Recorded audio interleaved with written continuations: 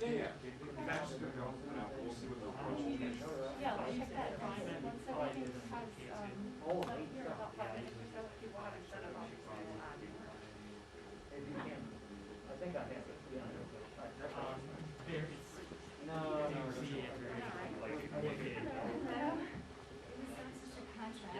Oh, what, it was so different, wasn't it?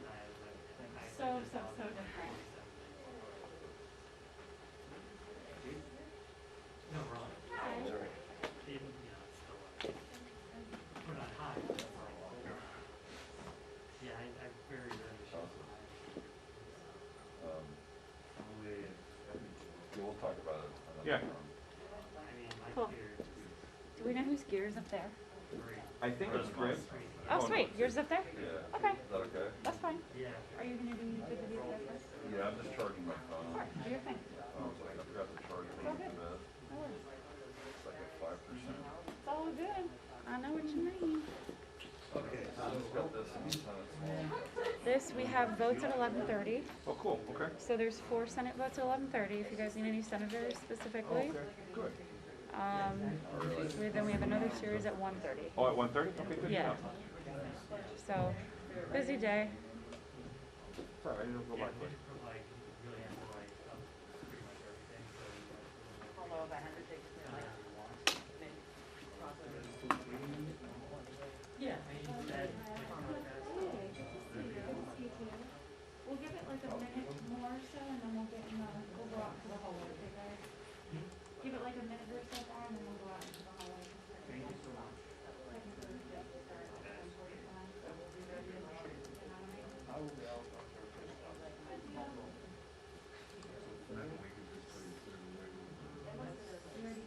I think that's so. There's a. Oh, no, it's priority. Yeah. So yeah, like. Oh, great. Right now? Somebody Yeah, else. good job. I usually use it. Yeah, why not? I think it'd be awesome. I don't think I'm. Standard. Yeah. You know what? I mean, you've been vaccinated. Yeah. Yeah, that's a good point. I would go. Yeah. Well, you want Sick one. anyway. Yeah, the other stuff will get me sick. Oh, you? I know we're live, so I'm just gonna leave it at that. Like, yeah, standards.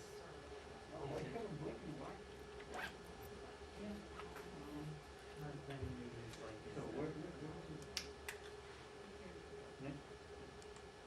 That's what I use. You got a 2-minute one.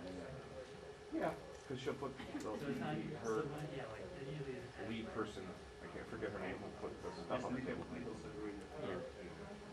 You know what I'm talking about, her. Really good for raw.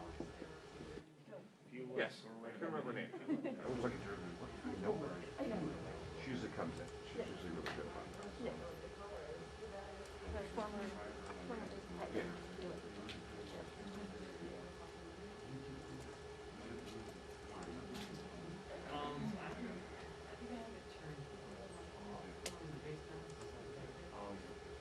Face masking, I'm not sure, you know, once we get into the aftermath, I think I'll remember the camera actually does. Oh god, I want to see how we do. I've had several places where she's like, am I just bad at this? Am I going blind? Yeah, Also, like, I pushes her. bumped my semi-trailer twice. Oh, no. The insides are, hoping they put it out before the I mean, they designed it.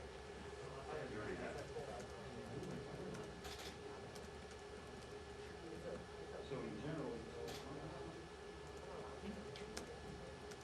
Yeah.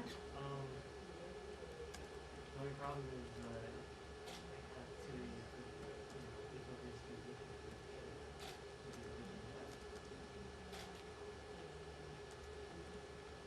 I would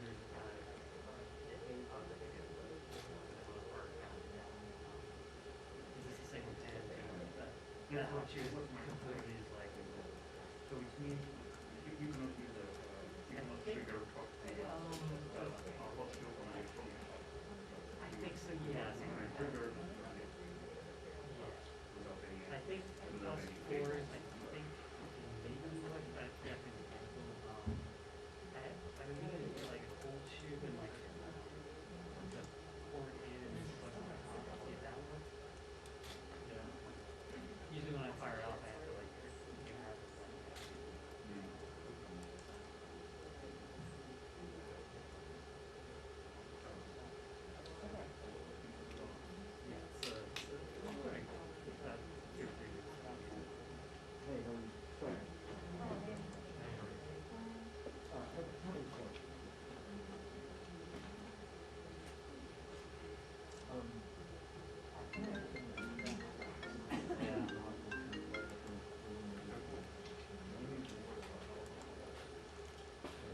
okay. No, it's fine.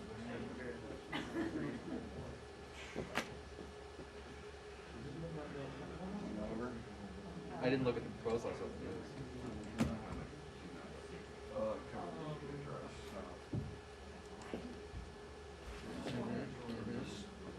Allergy to what the allergy.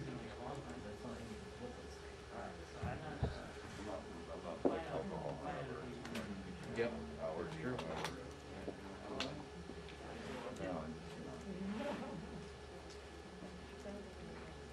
Migraine headache. I know, it's bizarre. Most of the coverage pointed that out, by the way.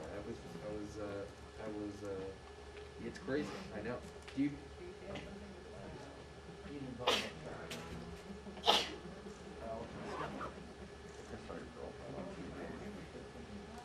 They did, yeah. You're right. She on TV. Yeah, I'll poke around on that. That's a good point. Yeah. Okay. Sorry. Can I get her autograph?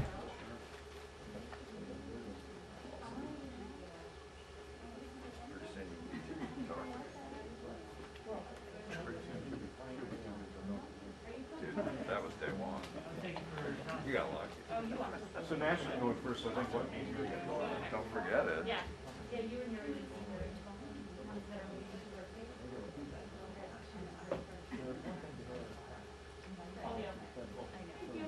Yeah, since we're. Thanks for working today. Yeah, you guys come on. Yeah, come on out, we're already past 5 or past the start time. Is this cool? So I sit in here. Yeah, just like keep popping up, let me see. No, we can't, we can't. Yeah, I get your concern. Well, I know. I mean, we had a, sorry. Just in the beginning, is that all right? Yeah. Sorry. You wanna go to the house, right? Yeah.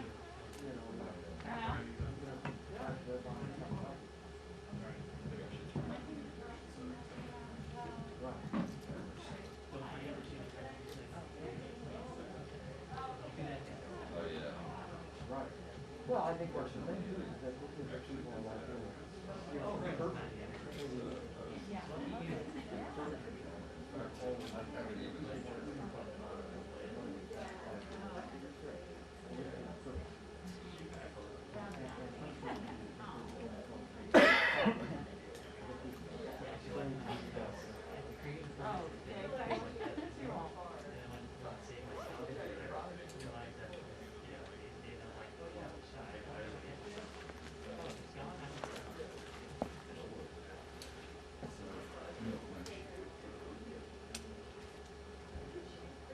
Right, and that's what I'm saying, you know, one component of it is church.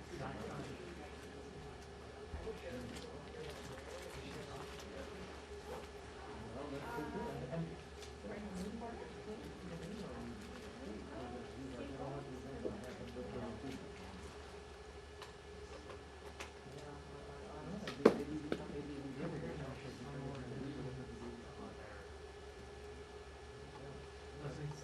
I'll continue with that.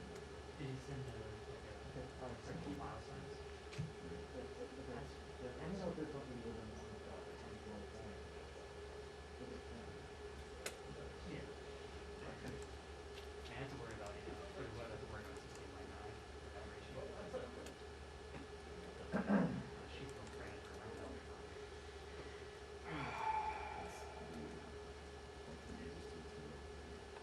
That's our web format.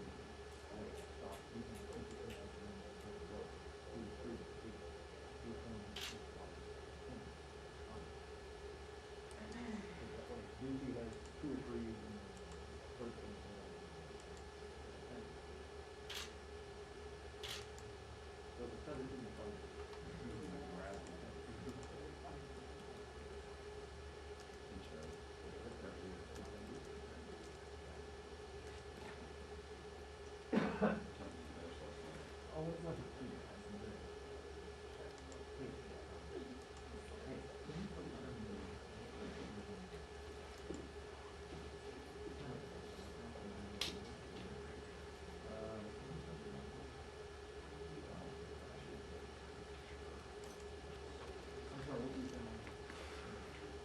just wondering what time we finish with. No, I wouldn't.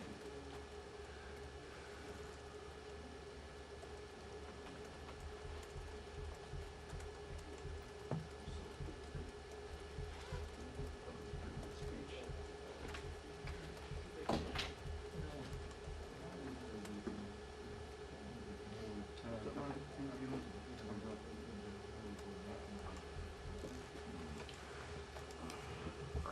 Seems like they took chairs out of here, doesn't it?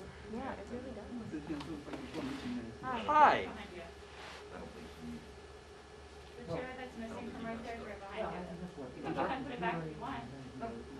Yeah, feel free to put it back. You want to sit here? You sure? Right, you want? No, no. Something about full. Kind of uneventful, I think. Audio, but it's gonna come out today if you like. The audio will come out. Yeah, it's scheduled to post it. Great, thank you. I think that's the. I mean, I could give it to you now if you one need it. chair each. Okay. Thank you. There can be only one.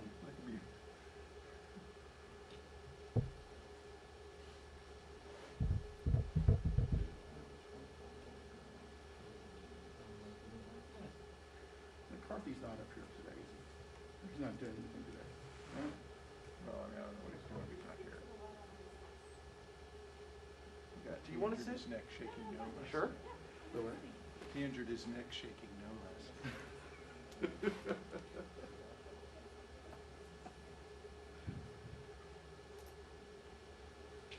Got 2 minutes, everybody. 2 minutes.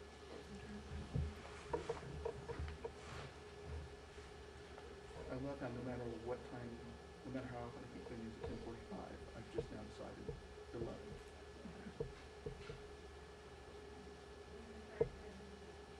She's gonna sting you one day.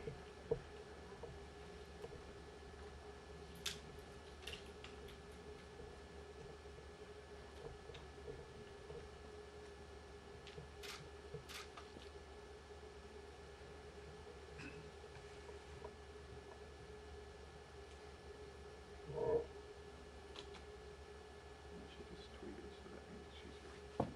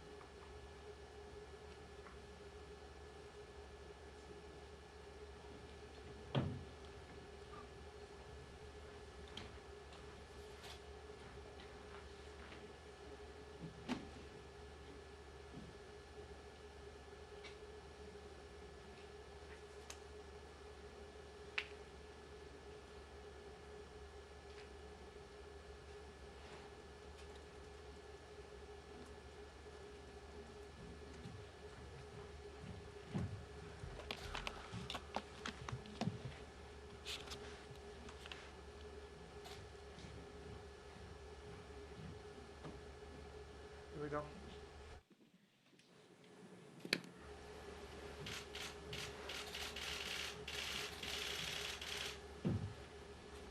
Good morning, good morning. Good morning it is today. Today we celebrate 100 days of the Biden-Harris administration. In that time, working together, Democrats have made historic progress to defeat the pandemic and to address the economic crisis, administering over 200 million doses. Imagine the president had 100 million as his goal, and we've exceeded 200 million shots, delivering over 160 million checks and putting $1 trillion into workers' pockets. And we've made historic progress to build back better, cutting child poverty in half. Imagine, in the rescue package, initiative to cut child poverty in half, delivering health care to an additional 800,000 Americans through the ACA because of the provisions in the rescue package that enabled more people to have access to the subsidies. This is so exciting. I feel very proprietary about the Affordable Care Act. And creating 1.3 million jobs, more jobs in the first 100 days than any president ever. All of this puts our economy back on track to grow 6% this year. That's not my figure. That's according to the International Monetary Fund. The IMF has said, and this is the fastest pace in over 40 years, in nearly 40 years. As the president said last night, America is moving. Last night was historic. It was the first time two women, the Vice President of the United States and the Speaker of the House, sat behind the president as he delivered his address to the nation. It sent the message to girls and women that beyond the sky is the limit. We would say the sky is the limit years ago, but now with the technology that we see, there is no limit. The president's speech reflected that message. It's one thing to have two women there. It's remarkable, actually, I say immodestly. But what's really important about the night was what the president said in his speech. It was a triumph for women, women at home, women in the workplace, equal pay for equal work, paid family and medical leave, affordable child care, universal pre-K. I love that because it's children learning, parents earning, men and women, but largely women as caregivers. The Violence Against Women Act that he urged the passage of in the Senate, and many other initiatives for women. The list goes on. This address was a recognition that we can only build back better with the fuller participation of women in our economy. So I indeed thought it was a triumph for women. This is an ambitious, transformative vision for seizing a once-in-a-century opportunity to build back better. The bold investments of the American Jobs Plan, the American Family Plan, invest in the foundations of our strength, families, workers, and the middle class. The Jobs Plan is the largest plan since World War II, and the Families Plan will make historic differences for families. The Democratic House looks forward to working with the administration to enact this vision. Congress will work its will. We have many ideas in our caucus, and our committees are hard at work advancing the American Jobs Plan and the American Families Plan. Just to go back to the president's address, I mean, we're talking about it, but specifically, he lifted up the progress made by the rescue plan, told people what's in it so that they can be sure to avail themselves of the benefits of it and what can be done in the American Jobs Plan. In addition to all of that, he talked about other priorities for our community and therefore some pieces of legislation already passed the House or the Senate. The George Floyd Justice and Policing Act that we're optimistic will see some progress in a bipartisan way soon. Gun violence prevention bills, very popular across the country among gun owners and the rest. This is just only in the Congress of the United States is there objection, but there is bipartisanship or nonpartisanship on this subject across the country. H.R. 1, for the people.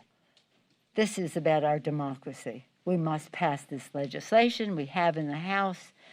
The leader has called it a priority in the Senate. Mr.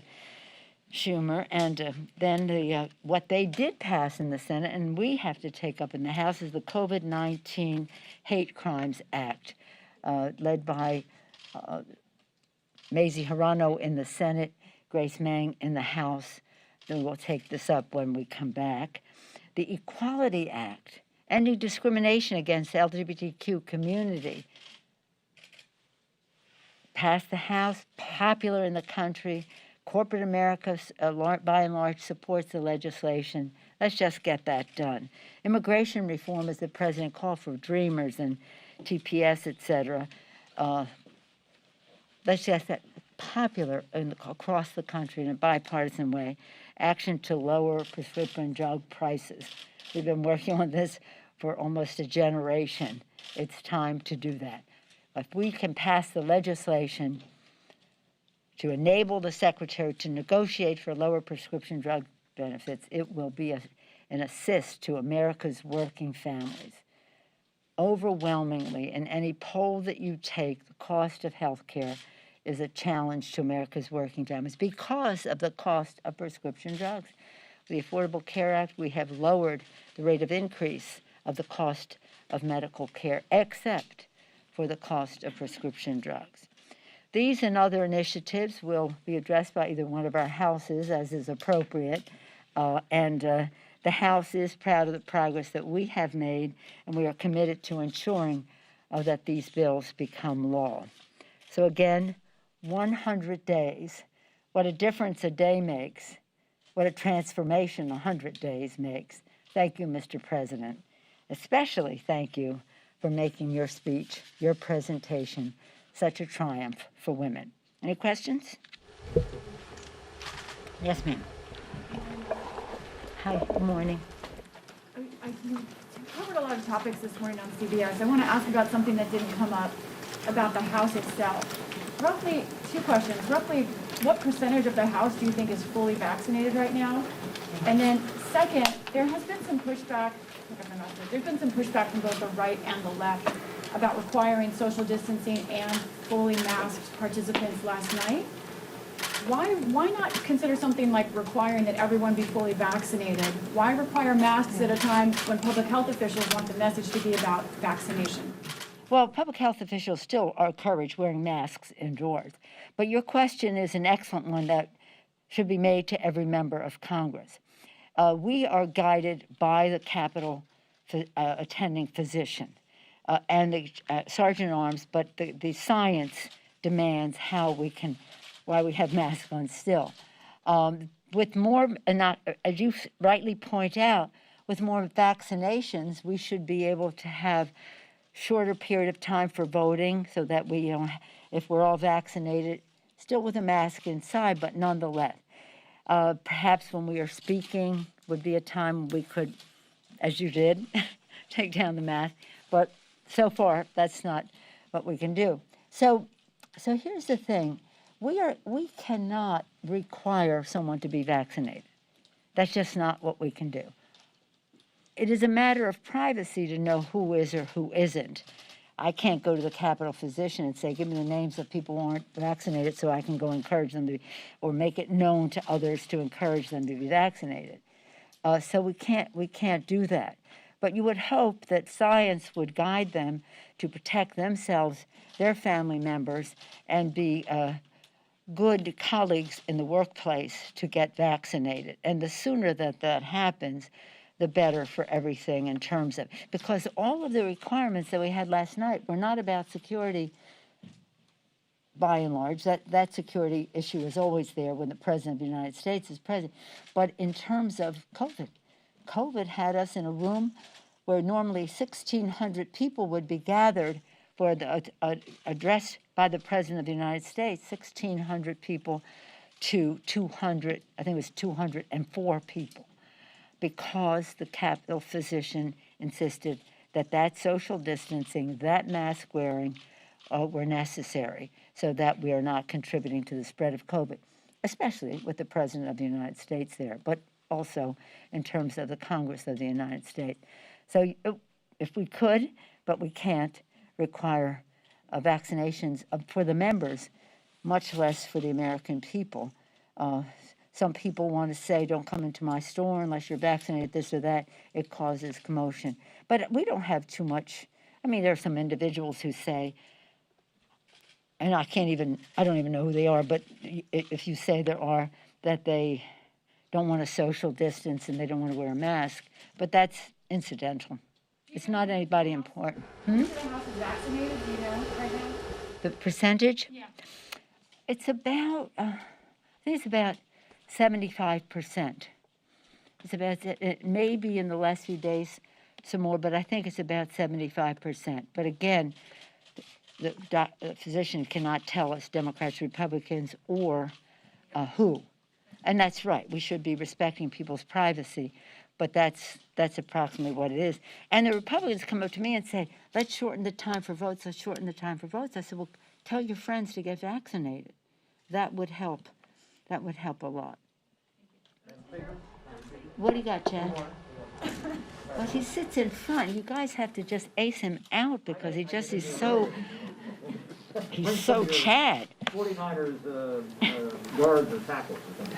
I got the Warriors colors on today. In any event, did you get to hear any of Senators? Did you get to hear any of Senator Scott's response? No, I didn't, because we were thanking the Capitol Police and the custodial staff for making the day possible, so I didn't see it. I usually don't see it. Is there anything that you have maybe read about or something from her that you think is from his message that maybe you hope you could work with them, or from that message, or not?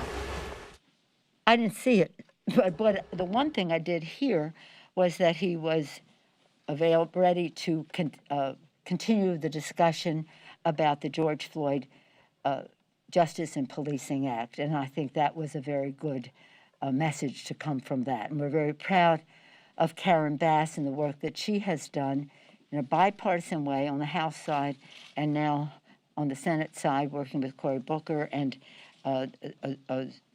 Senator Scott for sure, a very important factor in all of this. So that was one thing that I saw in the news that came out. But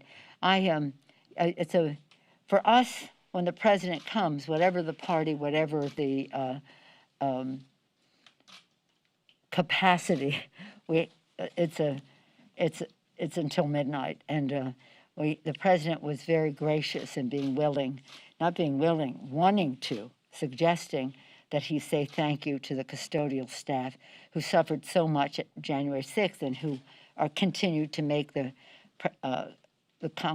Capitol work as well as the security. Madam Speaker.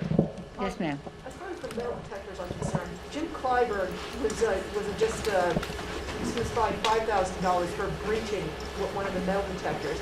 And now a pending lawsuit that Andrew Clyde is being talked about. Can you respond to that now that one of your own?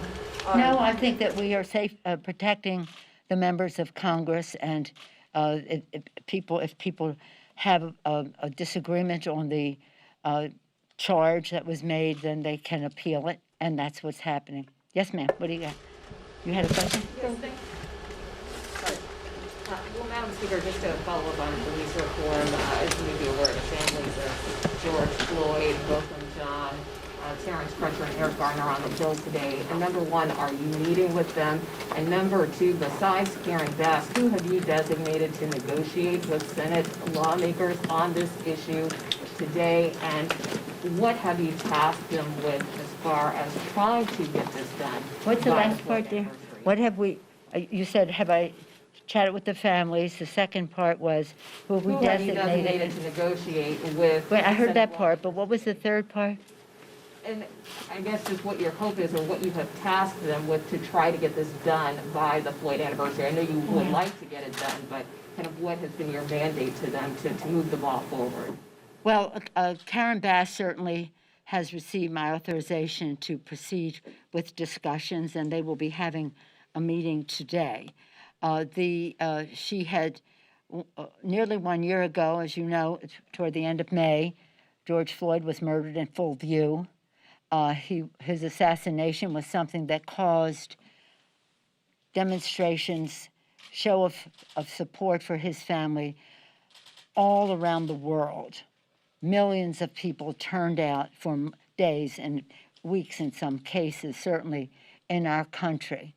Beyond the Congressional Black Caucus leadership, it was spontaneous. It was organic. People turned out. And in that period of time, by like the second week of June, Karen Bass introduced her legislation. At that time, when it came for the hearings, I met with the family, and at that time they said to me, Madam Speaker, will you name the bill for our brother? It will mean so much to his daughter. And I said, well, we will name the bill for your brother. We will name it for George Floyd if it is worthy of his name. We then went through the committee process.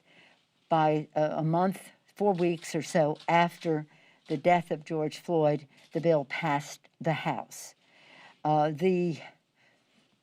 Nothing happened in the Senate. The bill came up again this year, and I met with the family again in preparation for it being passed in the House. I have spoken to them by phone. Because of COVID, we're limited in terms of actual meetings, but I have met with them in person, but most recently spoken to them by phone on the day, but actually right before the verdict and then after the verdict. So I have been in touch with them all along, though, long before COVID, but in the course of so many other sad deaths, I have met with the moms, many of the moms involved here. And of course, we serve with one, Lucy McBath. She lost her son. She's an inspiration to us in so many ways. And for years, we have been in touch with the families of victims, and we have promised them, in terms of victims of gun violence, that we will never give up until we pass legislation to stop gun violence. And that is, part of the tragedy of many of these moms who've lost their children, and some of it relates to need for justice in policing. We will bring it to the fore when we are ready, and we'll be ready when we have a good, strong bipartisan bill. And that is up to the Senate, and then we'll have it in the House because it'll be a different bill. Members are willing to bend on qualified immunity? Why don't we let them have their negotiation? The president, I thought, calibrated his remarks beautifully last night to say, let's continue the negotiation.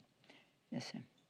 What do we got? We got, okay. I just wanted to follow up on that. I know you said will your members bend, but some of the more progressive members of your caucus have been pretty outspoken about how they don't like some of the compromises that are being floated. How confident are you that House Democrats, your margin is smaller at this point, that House Democrats will band together and pass something if it passes the Senate? Very confident. Yes, ma'am. Madam Speaker, Yes, ma'am. what do you see as the legislative path forward on prescription drugs? Do you envision that passing with other proposals in the American Family Plan? You're far away. Just a little What bit do you louder. see as the legislative path forward on prescription drugs, even though it was not included in the Family's Plan? Could you envision them passing together? Well, I have been, as I say, almost a generation advocating for enabling the secretary to negotiate for lower prices. I appreciate your question because it relates not only to a legislative agenda, but the kitchen table concerns of the American people, which is what our legislative agenda is, how it prioritizes that. So there is big interest in our caucus, in the committee of jurisdiction, the committees of jurisdiction, as well among the leadership, that we want to see a path to that. What is in one bill or another is not really what is important. What is the path that we are on to accomplish what we need to accomplish, to do what we said for the people? We would lower the cost of health care by lowering the cost of prescription drugs. We would have lower health care costs, bigger paychecks by building the infrastructure of America in a green way, and we would have cleaner government by passing H.R. 1, the For the People Act. Those are still part of our agenda in the rescue package, I guess we call it ARP now, but in the rescue package, we did a great deal to lower the cost of health care for America's working families. I'm so proud of what was done in terms of increasing the subsidies for ACA, so many more people, even 100,000 more signing up in the president's extended enrollment period, and I thank him for that. The bigger paychecks, it's really important to note that if you're going to build the infrastructure of America for the future, it's not just roads, bridges, mass transit, that's all very important. It's water systems, it's schools, it's housing, it's broadband, a very significant part of our package that might not have been 10, 20 years ago in a package. Should have been, but it wasn't. So as we go forward, if we're going to build back better, we have to do so with a strong workforce development piece. The personal infrastructure must be built in order for the physical infrastructure to involve everyone in its success. And that's why, whether it's women, minority, people of color, veterans, rural, Native American communities, as well as businesses, must be able to participate in all of that. So it is the question you ask is one that is very supported in our caucus, that we would negotiate for lower prices. When we first did it, way back when, again, you've heard me say this almost every week, in 2005, in our campaign to win back the House in 2006, our 6 for 06 agenda had 6 priorities that we would pass in the first 100 hours. 5 of them became law, 1 did not, because we didn't have 60 votes in the Senate, enabling the Secretary to negotiate for lower prices for Medicare. Now we go beyond that, and that those lower prices would be lower prices in the private sector for America's families, not just those on Medicare. So this is a central issue for us. But we are all, to get back to your question, we are all united around what the president put forth last night. It was an agenda for the people. It addressed their concerns, and he did so extending the hand of friendship so that we could do this hopefully in a bipartisan way. But we must get it done. And the shared values that we have in our caucus enable us to discuss our enthusiasms, our exuberances, and see what emerges, and that's called Congress working its will. So I'm proud of every member of our caucus and their ability to weigh the equities in terms of a bill coming down the pipe. Unlike the Republicans who vote against the bill and then show up and take credit. Oh, I voted for restaurants. Oh, you didn't vote for restaurants to have a grant. You didn't. And so a number of them are trying to take credit for something they did not vote for. And that's not unusual. Vote no, take the dough. That's what the Republicans do. But that doesn't help people. What we're there is to have the courage to pass the laws that hopefully are in a bipartisan way, but if not, to make sure we're meeting the needs of the people.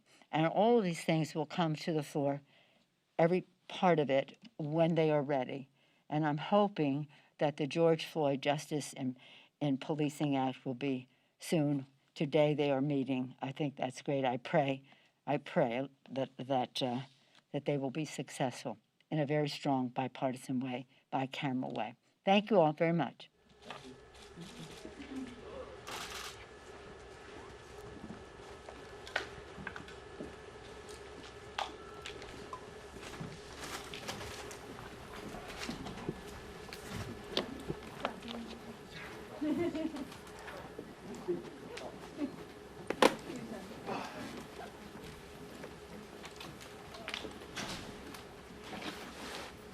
Okay.